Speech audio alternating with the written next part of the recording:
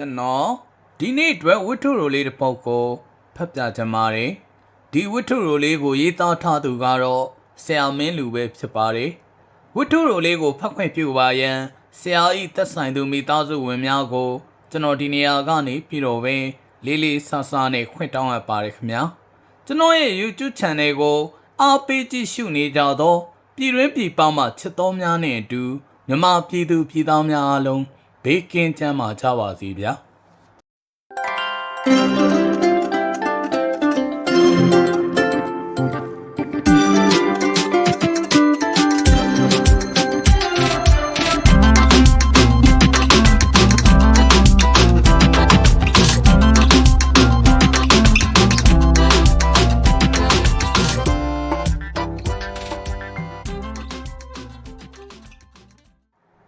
ရှေ့ကကြည့်တော့ခက်ပြုံးပြုံးယောက်ျားတို့သည်မိန်းမလိုချင်သောကြောင့်မင်္ဂလာဆောင်ကြ၏မိန်းမတို့ကမင်္ဂလာဆောင်ခြင်းသောကြောင့်ယောက်ျားယူကြခြင်းဖြစ်လေ၏စကပုံဟုခေါ်မလားဘာဟုခေါ်မလဲတော့မသိနိုင်ငံသားကပညာရှင်ကြီးတစ်ယောက်ကပြောခဲ့သလားမြန်မာပညာရှိကြီးတစ်ဦး၏အဆိုမိန်လားတို့ဒီမဟုတ်အရီတာဖွဲ့ဝင်တယောက်ကပဲစိတ်ကူးရလို့ရေးလိုက်သလားမသိပရိသတ်မဂဇင်းဟောင်းတို့တွင်အထက်ပါတိုင်းဖတ်ဖူးသည်အိမ်တော်ကြာခြင်းတွင်အချစ်တီသာပရာဏဖြစ်သည်ဘဝတစ်ခုကိုစတင်တိဆောက်ခြင်းဖြစ်သည်ဟုအလေးနဲ့ထားကြသောမိန်းကလေးများအတွက်အဆိုပါယူစသည်ကန့်ကွက်เสียဖြစ်ပေမည်တို့ရာတွင်ရင်းစုံမိန်နှင့်ကွက်တိဝင်နေသောမိန်းကလေးမျိုးရှိသေးသည်ဟုဆိုထားလျင်ညင်းလို့ရမည်မထင်ဥပမာဝင်းအမှန်အဖြစ်သူ့နာမည်ကဝါဝင်းသာဖြစ်သည်ဝင်းဆိုတာကြီးကနည်းနည်းအောက်သည်ဟုအထင်ရှိပြီးဝင်းဟုပြောင်းလိုက်ခြင်းဖြစ်သည်သူလွန်ကြိုက်နှင့်တပ်ပါသည်ဆိုသောရုပ်ရှင်မင်းသားဇမင်းသားတွေမှာအများအားဖြင့်ဝင်းပါသောနာမည်တွေဖြစ်နေကြောင်းကိုကသူမတွေးမိခဲ့ဝင်းဦးညွန်ဝင်းထွန်းထွန်းဝင်းဝင်းဘူစမ်းဝင်းညီဝင်းစိန်မိုးဝင်းနန်းဝင်းထားပါတော့သူ့နာမည်ဝင်းမေဝင်းသည်စီဝါရေးတက္ကသိုလ်မှဘီအီကွန်ဖွဲရပြီးဖြစ်သည်အလုတ်တော်မလုတ်သည်အောက်တန်းစရေးဖြစ်စေနေသောဖြစ်စေတွင်းပေမိသူတော့ရှိသည်သူကမလို့အနည်းဆုံး320 scale ရောက်မှဟုဆိုသည်သူ့အနေနဲ့လှုပ်လှုပ်မြည်ဆိုလဲဖြစ်သည်မလှုပ်ဘူးဆိုလင်လဲဖြစ်သည်သူတို့မိသားစုသည်ဟိုရခင်အခါစီက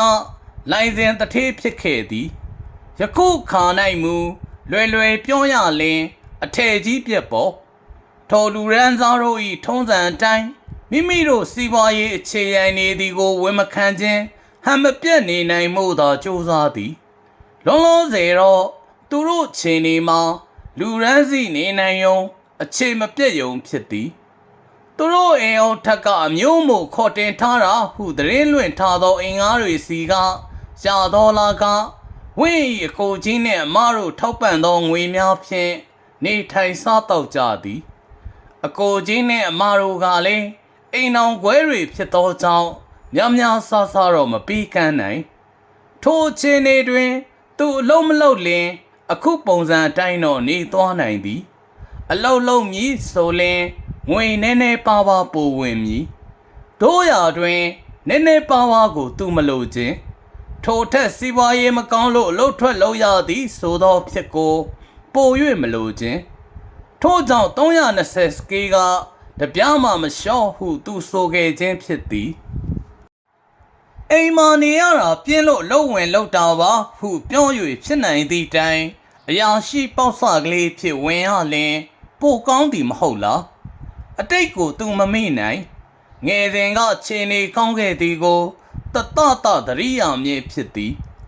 တနေ့တွင်ထိုခြေနေမျိုးပြန်ရအောင်လုပ်မည်ဟုအကြံကြီးကြံထားသည်သူ့ဆွမ်းစားနေတော့မဖြစ်နိုင်သည်ကိုလည်းသူကောင်းကောင်းသိသည်ဒီတော့ယောက်ျားကောင်းကောင်းရှာရမည်ဝင်းဤရုပ်ရည်သည်ရွက်ကျန်းဤကြိုအဆက်ထက်တော့သာသည်သူ့ပုံစံနှင့်လိုက်ဖက်ညီမိဝတ်စားဆင်ရင်မှုပြင်ဆင်ချေတမှုအတန်အသင့်ဖြစ်ဆွလင် ထွက်လာမိယုံရိုးဖြစ်သည်တို့ရာတွင်အခါများစွာတို့၌သူ၏ပြင်ဆင်မှုသည်လွန်ကဲနေတတ်၏အထူးသဖြင့်ပွဲလန်းသပင်သွားရသည့်အခါမျိုးအလားဆိုသည်မှာတိတ်ထွက်လွန်လင်လေမကောင်းမှုမဟုတ်လားညီတို့ပင်ဖြစ်စေဝင့်သည်မစိုးဘူးဆိုသောစားရဲတွင်ပါဝင်သည်တော့အမှန်ထို့ကြောင့်သူ့အားချစ်ကြိုက်သူများအထိုက်အလျောက်ရှိပေသည်ခက်တာကသူဝင့်သည်ပညာလဲတတ်သည်ရုပ်လဲအသင့်အတင့်ရှိသည်စီးပွားရေးခြေနေကလည်းလူအများစုနှင့်စားလင်မစိုးလားဟုပြောနိုင်သည်တခုပဲရှိသည်ကြွားကျင်တဲ့စိတ်ကလေးကြွားပုံကြွားနည်းနမူနာလေးတစ်ခုနှစ်ခုလောက်ပြောပြပါဦးမည်သူတို့အိမ်ကမော်ရိကားလေးကိုအခြေအနေရရောင်းထုတ်လိုက်စဉ်ကသူဤသို့ပြောခဲ့သည်ကားကဂါကြီးမော်တယ်ဆိုတော့နည်းနည်းကြနေပြီမဟုတ်လားဒါကြောင့်ထုတ်လိုက်တာပြန်ဝယ်ဖို့ကလည်းစိတ်ကြိုက်မတွေ့သေးတာနဲ့တကယ်တော့သူတို့ကားရောင်းခဲ့တာဟာ3နှစ်တောင်ရှိခဲ့ပြီအခုထိစိတ်ကြိုက်တွေ့သေးဟန်မတူနောက်တစ်ခုကတော့သူ့တငယ်ချင်းတယောက်မွေးနေတော့ကမေသက်လွင်သည်သူနှင့်အလွန်ခင်သောတငယ်ချင်းဖြစ်သည်ထုံမွေးနေ့တွင်လက်ဆောင်ဖြစ်ဘာပေးရမလဲဟုအပူတပြင်းစဉ်းစားနေရသည်ဘာပဲဖြစ်ဖြစ်နည်းနည်းအဖို့တန်တာတော့ပေးရမည်တော်ယုံတန်ယုံလောက်ပေးလိုက်လင်မတက်နိုင်လို့ဈေးပေါ်တာပေးသည်ဟုအထင်သေးခံရမည်ဈေးကြီးတာဝယ်ရအောင်ကလည်းအမှန်တကယ်ပင်သူမတက်နိုင်တို့ရာတွင်သူကံကောင်းသွားသည်အိမ်ကသူ့အမေဘီယိုတွေကဖန်ပန်းဦးတစ်လုံးကိုတွားတွေ့သည်ဟိုရင်ကဝယ်ထားခဲ့ခြင်းဖြစ်ပေလိမ့်မည်ထိုပန်းအိုးကိုပင်ပေးလိုက်တော့မည်ဟုစိတ်ကူးသည်တခုပဲရှိသည်ထိုပန်းအိုးသည်နိုင်ငံသားဖြစ်မှန်တော်လေရုတ်တရက်ကြည်လင်ငကားဖန်မြေမှန်မြေမှပြုတ်လို့သောပြည်တွင်းပြစ်ဟုအထင်မှားသွားနိုင်သည်ထို့ကြောင့်သူ့အမေကိုမေးသည်ဘယ်နိုင်ငံကလောက်တာလေသူ့အမေကမမှတ်မိတော့ပါဘူးကွယ်ဂျပန်လားဟောင်ကောင်လားမသိဘူးဈေးကတော့55ကျပ်ဆိုတာငါမှတ်မိတယ်ကပ်ပြားစောတစ်ခုကိုရှာသည်မိရင်ဂျပန်ဟုအင်္ဂလိပ်လိုတက်ရက်စွာရေးပြီးပန်းအိုး၏အောက်ခြေတွင်ကပ်လိုက်သည်နောက်ထပ်ကပ်ပြားလေးတစ်ခုကိုမူအပေါက်ဖောက်ပြီးပိုးကြိုးကလေးဖြင့်တည်၍ပန်းအိုး၏တိမ်သောနေရာတွင် K55 ဟုရေးထားသည်ဒါဆိုရင်နိုင်ငံခြားပြမှန်လေသည့်55ကျပ်တန်မှန်လေသိပြီပေါ့မိရင်ဂျပန်ဟုရေးခြင်းမှာဟောင်ကောင်ထက်စာလင်ဂျပန်ပစ္စည်းကပိုကောင်းမည်ဟုတွက်ပြီးရေးခဲ့ခြင်းဖြစ်လေသည်တကယ်ဂျပန်လားဟောင်ကောင်လားဆိုတာတော့ဘယ်သူသိနိုင်တာမှတ်လို့တက္ကသိုလ်မှာတော့ကသူ့ကိုစိတ်ဝင်စားသူအတန်အသင့်ရှိခဲ့လေသည်သူကမူဝါသနာတိုင်းတော်ယုံတန်ယုံလူကိုမမှန်းခက်ကြီးကြီးပိုင်းတွေကသားများဆေးတို့စက်မှုတို့ကចောင်းသားများနဲ့လဲသူနဲ့ရေစက်မစုံခဲ့မီနောက်ဆုံးနှစ်တွင်တယောက်ကိုတွေ့ခဲ့သည်မောင်မောင်မျိုးမြင့်မိဘမျိုးရိုးကိုမသိရသေးတော်လဲ၃ချိန်မျှစုံခဲ့သည်တွင်ကာ၃မျိုးပြောင်းစီနိုင်ကြောင်းတွေ့ခဲ့ရသည်သူ့ကိုတော့ဝင့်စိတ်ဝင်စားမိ၏ထို့ကြောင့်စတုထအချိန်တွေ့သောအခါမောင်မောင်မျိုးမြင့်အားအေးဆိုင်တွင်အတူထိုင်ခွင့်ပေးလိုက်သည်ထိုနေ့ကမောင်မောင်မျိုးမြင့်တွင်ကားမပါလာသည့်အကြောင်းမေးသည်အေးဗျာဒီနေ့မှကားတွေတစ်စီးမှမကောင်းဘူးကား2စီး3စီးရှိတာအကုန်ပြက်နေတယ်ဆိုတော့တော်တော်အံ့ဩစရာပဲနော်တခါတလေဖြစ်ချင်ဒီလိုပဲထင်နေဝင်းစကားကိုကြားသောအခါမောင်မောင်မျိုးမြင့်ခိတ္တမြကြောင်သွားသည်နောက်မှပြုံး၍တကယ်တော့ကျွန်တော်တို့စီကကားတွေဟာအားလုံးပြက်တွေကြီးပါပဲအဲ့ဒီထဲကပြင်ပြီးကာစားကားတွေကိုကျွန်တော်ယူမောင်းလာတာပါကျွန်တော်ဖေကဝက်ရှော့မှာစက်ပြင်ဆရာလီနောက်ပိုင်းတွင်မောင်မောင်မျိုးမြင့်ကိုသူအတွေ့မခံတော့ကြည်အခုတော့ဝင်းတယောက်လက်ထပ်တော်မီလေကိုသားရှိန်သည်အသက်30ကျော်ခန့်ရှိပြီလက400နီးပါးရသောအရာရှိငယ်တယောက်မိဘမျိုးရိုးကောင်းမွန်ပြီးအတန်အသင့်ချမ်းသာသည်ဟုဆိုနိုင်သည်ဝင့်စိတ်တိုင်းကြားလောက်သောလူမျိုးတော်မဟုတ်တို့ရာတွင်လောလောဆယ်အခြေအနေအရ ပုံမို၍ယိုယွင်းလာသောအိမ်၏စီးပွားရေးကိုအထောက်ပံ့ပြုရန်ယောက်ျားကောင်းတစ်ယောက်ရေးကြီးလိုအပ်လာခြင်းစိတ်ကြိုက်တွေ့အောင်ဆောင်ရင်းအချိန်တွေလင့်လာပြီးအရွယ်ထောက်သွားမည်ကိုဝင့်ကိုယ်တိုင်စိုးရိမ်စားပြုလာခြင်းထို့အပြင်ကိုသားရှိန်သည်ဝင့်ကိုအလွန်သေးလုံးစွာချစ်နေရှာခြင်းတို့ကြောင့်ပင်ဖြစ်လေ၏မင်္ဂလာဆောင်ကိုဘယ်မှကျင်းပမလဲဆိုသောကိစ္စနှင့်ပတ်သက်၍ရိုးသားကြရှာသောကိုသားရှိန်တို့ဘက်ကအိမ်မာပင်ပြုလုပ်လိုကြသည်ဝင့်၏မိဘနှစ်ပါးကမူဝင့်လောက်ကြံကြီးသူများမဟုတ်တော်လဲဝင့်နေပါကြီးကျယ်သူများဖြစ်သောကြောင့်အင်းအားကန်ဟိုတယ်ကရဝိတ်ကန်းနာဟိုတယ်သမတတစ်ခုခုမှလှုပ်ချင်သည်နောက်ဆုံးတွင်ဝင့်ကကရဝိတ်မှမလုပ်ရလင်စစ်ဆက်ကြောင်းလန်းခြင်းကိုဖျက်သိမ်းအံ့ဟုရာဇသံပေးလိုက်သည်ကိုသားရှိန်သည်သူ့ကိုလက်လွတ်မခံနိုင်ကြောင်းသူသိသည်ဆောင်းဦးပေါနိုဝင်ဘာလဆန်းတွင်မင်္ဂလာအခမ်းပွဲပြုလုပ်ရန်ရက်သတ်မှတ်လိုက်ကြသည်မင်္ဂလာခမ်းနားနှင့်ပတ်သက်၍ကိစ္စဝဝကိုသားရှိန်ကအားလုံးတာဝန်ယူရသည်ကရဝိတ်ခမ်းမငားရန်အိယာခမ်းနားဝေရန်ကာကောင်းကောင်းငားရန်တဆောင်၃ချက်လောက်ကြာသောဖိတ်စာရိုက်ရန်ဝင့်ဖို့ပင်မန်းလှုပ်เสียဆိုလို့မင်္ဂလာဆောင်နေ့မှာဘာရောင်ဝတ်မလဲဘာသားဝတ်မလဲဘလို့စပင်ပုံစံလုပ်မလဲဘယ်သူစီမာလုပ်မလဲဘာဖနက်စီမလဲနှစ်လက်မစီမလားသုံးလက်မစီမလားဆိုသည့်အကြောင်းများစဉ်းစားယုံသာရှိပေသည်တကယ်ပြောရလင်ထိုစဉ်းစားယုံသာစဉ်းစားရသည့်အလောက်ကပင်တော်စိတ်ပင်ပန်းသည်ကိုယ်တိုင်မင်္ဂလာဆောင်မဲ့သူမပြောနေသူများမင်္ဂလာဆောင်ကိုတွားရမည်အခါ၌ပင်ဘာဝိ၍ဘာစီးပြီးဘလို့ပြင်ဆင်ရမည်ကိုစဉ်းစားရသည့်ကိစ္စများတော်စိတ်ရှုပ်စရာကောင်းကြောင်းကိုတွေ့ကြုံဘူးသောမိန်းကလေးများဝင့်အပေါ်ကိုချင်းစာနိုင်ကြပါလိမ့်မည်နောက်တစ်ခုကလက်ဝတ်လက်စားကိစ္စသူ့မှာအခမ်းပွဲတွင်ဝတ်ဆင်နိုင်လောက်အောင်မရှိစိန်နကအပါဝိုင်းကလေးတရံမြလက်စွပ်လေးတစ်ခွင်းနှင့်ရွှေဆွဲကြိုးလေးတစ်ကုန်းသည်ဘာမှသုံးမဝင်တို့ရတွင်ကိစ္စမရှိကို့မှမရှိလင်ငှားမည်သူတို့လမ်းထဲတွင်ဒေါ်အောင်ဆိုသောတထေးမကြီးတစ်ယောက်ရှိ၏ဒေါ်အောင်စီတွင်စိန်တယ်တွေပြည်တော်တစ်လုံးစာလောက်ရှိသည်တဲ့ဒေါ်အောင်နှင့်သူ့အမိကလည်းခင်သည်ဒီတော့တစင်စာငှားမည်စိန်ကိစ္စပြီးပြီဘယ်သူတွေကိုဖိတ်မလဲဆိုတာတော့စဉ်းစားရအောင်မည်လူကြီးတွေကိုတော့အဖေတို့အမေတို့တာဝန်ယူဖိတ်လိမ့်မည်လူငယ်တွေကဆိုလင်မေတရဖီမောင်နဲ့မေပရဏီမောင်တို့ညီမကိုဖိတ်ရမည်သူတို့ဖေကကျင်ငါးဖွင့်မှာအကောင်ဤရွှေဝင်းနဲ့ဂရေဝင်းတို့မောင်နှမသူတို့ဖိုးကြီးကလွန်ခဲ့သောတစ်လလောက်ကပင်ညွန်ချရေးမှုချုပ်ဖြစ်သွားပြီပြီးတော့ဝင်းပပသူနဲ့သူရအောင်တို့ကိုလည်းဖိတ်ရမည်သူတို့ကဝါတလုံးစက်မှုလုပ်ငန်းပိုင်ရှင်တထေးဤသားသမီးများပြီးတော့မေသက်လွင်ပင်စီစုံမြင့်ဖြုတ်သွဲခိုင်းနေလင်းအောင်မျိုးထွန်းအားလုံးထောရတဲ့သူတွေကြီးဒါမှလည်းလက်ဖွဲ့တွေခက်မြက်လေးရမှာမဟုတ်လားမကြာမီရပိုင်းတွင်ကပင်ရောက်လာခဲ့သောမြောက်ပြန်လေသည်ကန်တော်ကြီးရေပြင်တွင်ရှက်တိုက်ပြေးလွှားနေသည်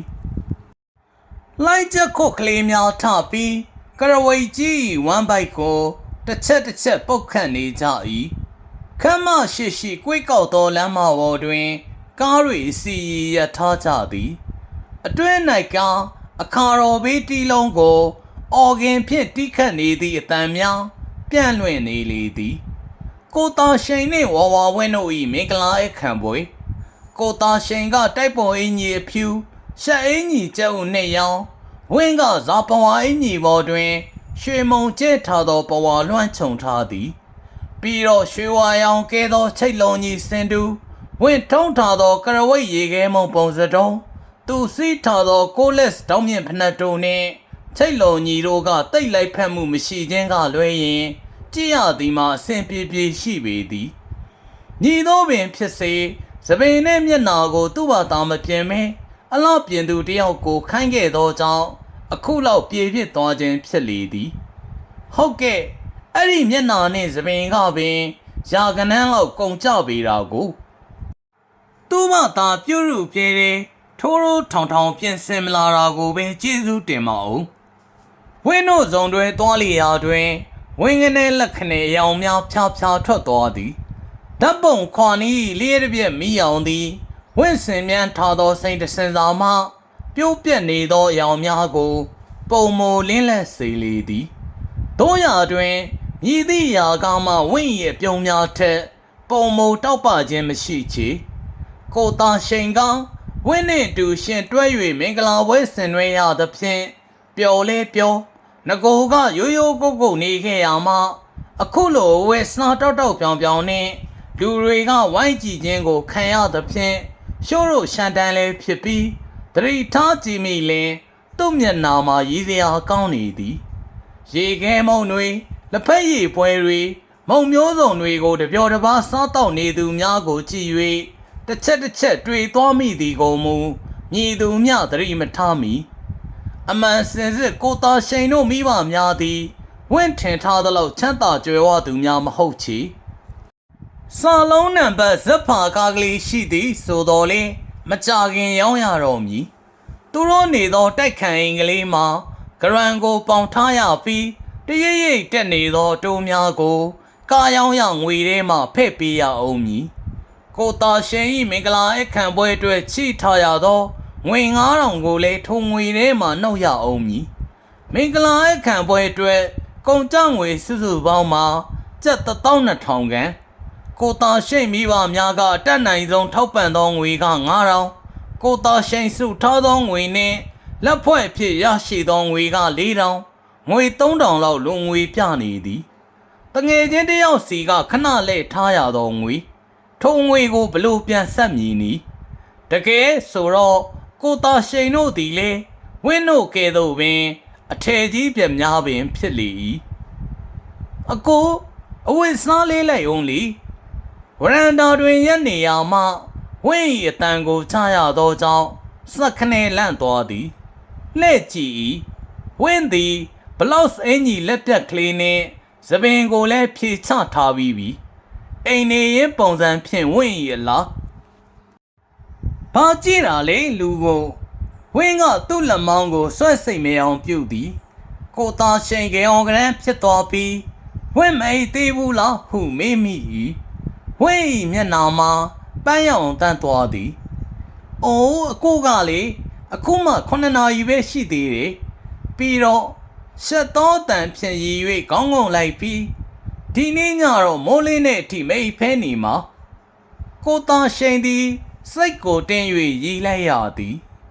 ဝင်းကလောလောဆယ်သူ့စိတ်ဝင်စားဆုံးနေရာသို့ကိုသာရှိန်ကိုခေါ်သွားလေသည်လက်ဖွဲ့တွေထားသောနေရာဘူးတွေကိုဖောက်ကြည့်သည်အခုခေတ်သည်အရင်လိုဖန်ကွက်တွေခက်စားသောချိန်မဟုတ်တော့တရုတ်ပြည်ပြစ်လက်ဖက်ရည်ပကံတွေကြီး18စုံတိတိပါသည်ထိုထဲတွင်မေသက်လွင်လက်ဖွဲ့ရာကတစုံပါသည်သူ့မွေးနေ့တုန်းကတော့55ချက်တန်ဖန်ပန်းကိုလက်ဆောင်ပေးရသည်သူ့လက်ကြတော့24ချက်တန်လက်ဖွဲ့သောကြောင့်မေသက်လွင်ကိုမကြည်နံမေတရဖီမောင်တို့ညီမက80ကျော်တန်ဓာတ်ပုံအယ်ဘမ်တစ်ခုဖြူသွဲခိုင်ကစပွဲတင်နာရီကလေးတစ်လုံးနေလင်းအောင်ကရခိုင်လုံညီလေးတစ်ထည်နဲ့အင်ကြီးတစားလက်ဖွဲ့သောကြောင့်နည်းနည်းကျေနပ်သွားရ၏ကြံသောဘူးတွေကခက်ကြီးကြီးတစ်ဘူးကိုယူ၍ဖွင့်လိုက်သည်အထဲကထွန်းလာသောပစ္စည်းမှာဝင့်သည်ရုတ်တရက်အံ့ဩသွားသည်ထိုပစ္စည်းမှာဖန်ပန်းအိုးတစ်လုံးသူကောင်းကောင်းမမိနေသောဖန်ပန်းအိုးပန်းအိုး၏အောက်ခြေကိုပြပြတလဲကြည့်လိုက်သည်သူကိုယ်တိုင်ရေးထားခဲ့သောမိတ်ရင်ဂျပန်ဆိုသောစာရန်ကလေးသည်ရှိနေသည်လက်ဖွဲ့ဘူးကိုစက်ခနဲကောက်ကန်၍လက်ဖွဲ့သူအမည်ကိုကြည့်သည်ပို၍အံ့ဩသွားသည်ပင်နေစွန်းမြင့်၏မင်္ဂလာလက်ဆောင်နှင့်သူလက်ဆောင်ပေတုံးကမေသက်လွင်ကိုပါအဆိုပါဖန်ပန်းအိုးသည်မေသက်လွင်ထံမှပင်နေစွန်းမြင့်ထံမြည်သို့ရောက်ရှိသွား၍ပင်နေစွန်းမြင့်ထံမှတဆင့်သူ့ထံမြည်သို့ပြန်လည်ရောက်ရှိလာကြောင်း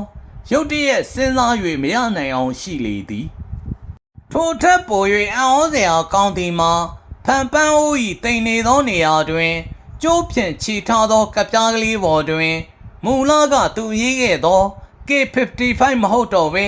K75 ဖြစ်နေခြင်းပင်ကိုသာရှိန်ကမူဘေးမှထိုင်နေတော်လဲလက်ဖွဲ့ဘူးများကိုစိတ်မဝင်စားစောစောကတွေးလက်စဖြစ်သည့်မြောက်ပြန်လေတွင်တင်သောကျွေးငွေ3000ကိစ္စကိုဆက်၍စဉ်းစားနေလေတော့သည်မင်းလူ